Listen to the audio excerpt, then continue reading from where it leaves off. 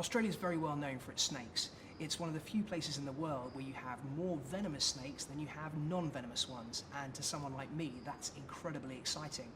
Most of the most venomous land snakes in the world are found right here, and in particular one, the inland taipan or fear snake, which is known as being the most venomous on the planet. It's said that one single bite from this snake could kill as many as 250,000 mice, which is just an insane thought, especially considering that they're only going to eat one mice-sized rodent or marsupial per meal.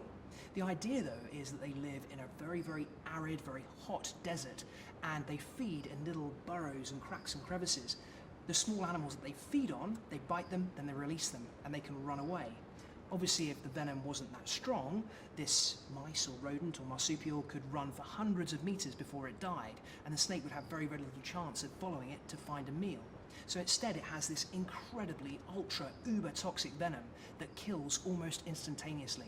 So the snake can wriggle into a burrow, it can bite a rat, and the rat will be dead within minutes.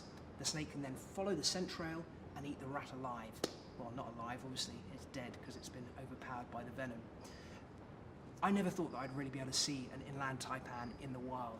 It's not a very common snake. It's a snake that lives a long way away from people, and they're very, very elusive, very hard to track down. In fact, I didn't know a single herpetologist, that is a reptile scientist, who had ever seen one in the wild. However, I thought it had to be worth a crack. So we headed up to Queensland, went way, way inland, several hundred kilometres inland, to a dried up lake bed which looked absolutely perfect inland taipan habitat. Very first thing in the morning we went out driving in our four-wheel drive, and we were using the roads as our sort of target to find the snakes. So first thing in the morning you have a hot spot of about 2 hours when it hasn't got too hot, but the road is warming up faster than the outside environment, and snakes will come up onto the tarmac to bask, to gain energy for the rest of the day. So we're driving up and down this road just hoping that it wouldn't get too hot and send the snakes just slithering away for cover. And after several hours, all of a sudden, there it was, this beautiful 2-meter long, bright yellow snake lying on the side of the road.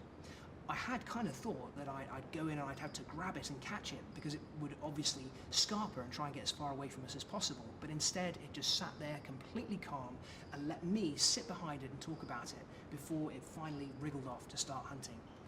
Getting that close to the most venomous snake on the planet, this gorgeous golden scaled creature, was one of the most special snake encounters I've ever had in my life, and that's saying something.